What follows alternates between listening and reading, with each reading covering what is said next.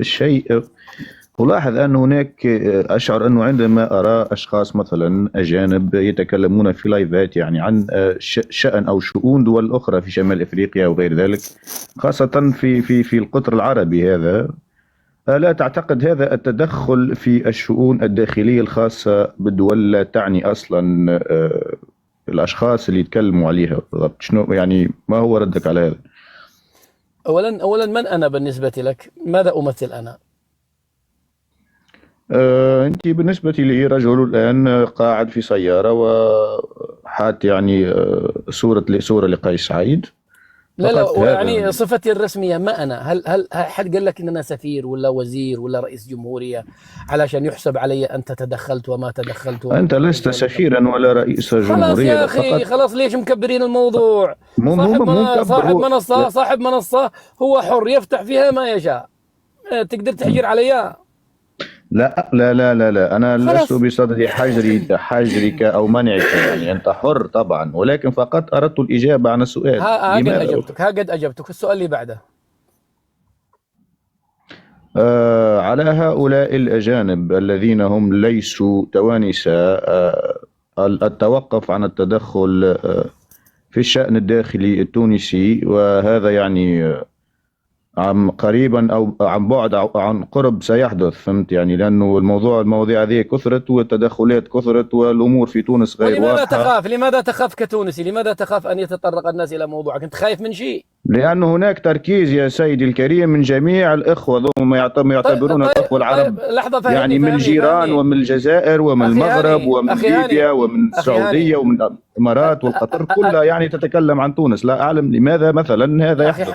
لأن تونس مهمة، دولة لماذا مهمة. نحن لا نتكلم مثلا في شؤون الدول الأخرى ولا تكلم يا نتدخل؟ أخي، هذا واحد سعودي فوق، تكلم في السعودية. سيدي الكريم، نحن ليس لدينا وقت لنتدخل في شؤون الدول الأخرى، نحن أنا عندي لدينا وقت يا فقط. أخي، احنا عندنا وقت ندخل في تونس، تمنعنا؟ أظن أنه سيأتي وقت ويجب قانونيا منعكم بالفعل، إذا يعني من استطعت هذا. أن تمنعنا منعنا، تفضل.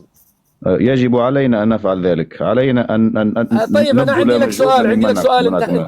أنت خايف من شيء؟ أنتم أثرت يا سيدي الكريم، أنتم المشارقة أثرتم على شمال إفريقيا سلبيا منذ 500 سنة، طبعا. وأنتم تعرفون هذا جيدا. هذا سيرد عليك أبو عبد العزيز. وكل التصدي وكل الجهل وكل التخلف الذي مرت به تونس وكل الخسائر البشرية والخسائر الثقافية والدمار الشامل كله جاء من الشرق هذا. تمام يا أخي، الله خذ نحن يا أخي نريد المقاطعة معكم، يعني ثقافيا. قاطع يا أخي، قاطع براحتك، أنا إيش دخلني فيك؟ قاطع. ومن فضلكم حاولوا أن يعني تبطلوا التدخل معنا في شؤوننا. لا نحن لهين في رواحنا. لن نتوقف، سنتكلم. الفضاء مفتوح. المعيب إني أتدخل في شؤونك العائلية بس، هذا والله شوف، الأحسن أعتقد أنه هؤلاء المشارقة أنهم يركزوا على أراضيهم ويركزوا على مشاكلهم ويركزوا على أمورهم أحسن، لأنه ظروف الشرق الأوسط ظروفه تعبة برشا، وظروفه معناها ولا لا في خطر، وأنتم تعرفون جيدا معناها الموضوع اللي يصير في الشرق الأوسط. مش أنا اليوم باش نجي نفهمكم بالضبط، ومستقبلكم أيضا في خطر، أنكم مجاورين لأخطر دولة في العالم وأنتم تعرفوا الشيء هذا. ويعني أعتقد أن تونس في أمن وأمان بعيد عن هذا الخطر، وتونس في حاجة إلى أن تركز على داخلها كي تتطور وتزدهر معناها وتصنع هوية خاصة بها فقط، لا أكثر لا أقل يعني. الله يوفقكم يا أخي، الله يوفقكم ويسدد خطاكم ونرى تونس آمنة مستقرة، وإحنا لنا الخراب، خلينا الخراب إحنا في المجلس. وعلى فكرة يعني صورة قيس سعيد التي. لحظة يا أخي، لحظة يا أبو عبد العزيز، دقيقة خلني أكمل مع الأخ، يعني لأنه ما دريت ماذا يريد. أنت ماذا تريد بالضبط؟ أنت تريدنا أن نتوقف؟ لن نتوقف يا أخي، يعني بصريح العبارة هكذا. بصريح العبارة لن نتوقف، ولا يستطيع أحد أن يتحكم في منصاتنا ولا في ماذا نتعاطى. أنا عندي حساب يمني أتعاطى في الشأن السعودي، أختلف مع السعودي هذا، أهاجم بلده ويهاجم بلدي ونختلف. أنت من ماذا يا أخي نحن لا نريد أن نسقط في فخ ودوامة يعني في ابن يعني تافهة جدا يعني، وحوارات نحن لسنا في حاجة لها يعني. باش نقعد انا نحكي عليك وانت تحكي علي وانا ناخذ ونرد معاك وانت تاخذ وترد معاي بدون منفعه يعني، فهمت اخي؟ يا أخي يعني هذا زايد يعني. يا اخي شوف انا اقول لك حاجه. شوف، انا يمني، اقسم لك بالله لا اخاف من شيء في الشان اليمني.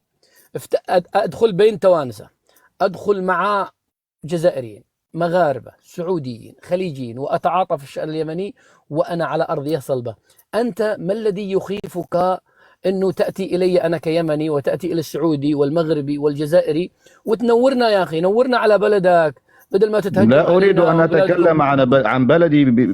نحن انفتحنا بما فيه الكفاية، نريد الآن الانغلاق يا أخي، هذا من حقنا. انغلقوا يا أخي، انغلقوا براحتك. هذا هو ما نريده، نريد أن ننغلق على ثقافتنا، ونريد أن لا نسمح في أي فرصة أخرى أنه يتدخل في شأن أي شخص في الدولة، لا، وسنقوم بمراجعة كل علاقاتنا معناها مع الدول، خاصة هذه العربية قبل الأجنبية، يعني قبل الدول الغربية.